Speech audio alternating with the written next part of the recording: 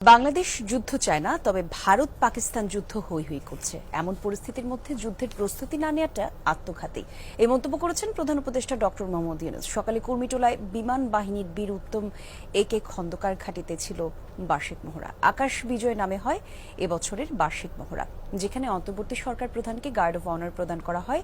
অনুষ্ঠানে প্রধান উপদেষ্টা বলেন, প্রতিনিয়ত আসছে যুদ্ধের হুমকি। এ অবস্থায় যুদ্ধের প্রস্তুতি না নেওয়াটা হবে আত্মঘাতী। পৃথিবীতে যুদ্ধ হোক, এটা আমরা কামনা করি না। যুদ্ধ প্রস্তুতি অনেক সময় যুদ্ধের দিকে নিয়ে যায়, কিন্তু এমন বিশ্বে আমরা বাস করে যুদ্ধের হুমকি আমাদের ঘিরে থাকে। তো সেখানে প্রস্তুতি না নিয়ে থাকা এটা অসম্ভব হয়ে পড়ে।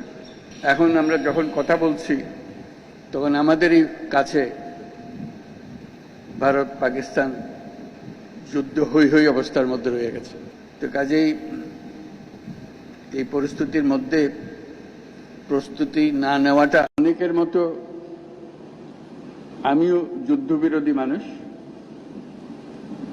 পৃথিবীতে যুদ্ধ হোক, এটা আমরা কামনা করি না। যুদ্ধ প্রস্তুতি অনেক সময় যুদ্ধের দিকে নিয়ে যায়, কাজে যুদ্ধ প্রস্তুতি সম্বন্ধেও একটা ঘোরতর আপত্তি। কিন্তু এমন বিশ্বে আমরা বাস করে প্রতিনিয়ত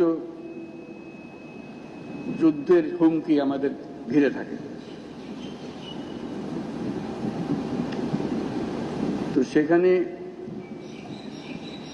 প্রস্তুতি না নিয়ে থাকা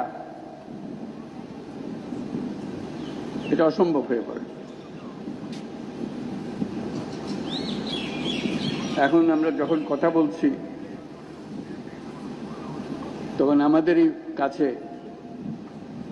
ভারত পাকিস্তান যুদ্ধ হই হই অবস্থার মধ্যে রয়ে গেছে। সকালের খবরে দেখলাম, হয়তো গুজব, আজকেই শুরু হয়ে যাবে যুদ্ধ। এরকম পরিস্থিতিতে আমরা বাস করি। তো কাজেই এই পরিস্থিতির মধ্যে প্রস্তুতি না নেওয়াটা আত্মঘাতী,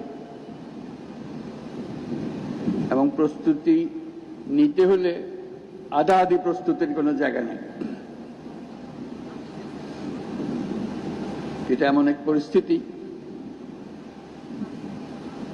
জয়ই তার একমাত্র অপশন। পরাজয় এখানে কোনো অপশন হতে পারে না। কাজে আমাদের যে প্রস্তুতি, সেই প্রস্তুতি কত উচ্চ পর্যায়ে আমরা নিতে পারি, সেটার চেষ্টা আমাদের থাকতেই হবে। কিন্তু আজকাল যুদ্ধ এত ব্যয়বহুল একটা ব্যাপার, আর আমাদের অর্থনীতি এমন দুর্বল অবস্থায় আছি। এমনিতেই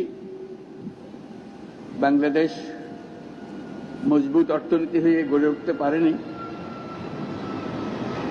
তার মধ্যে বিগত সরকারের যথেচ্ছাচারের কারণে যা ছিল তাও লুটপাট হয়ে গেছে।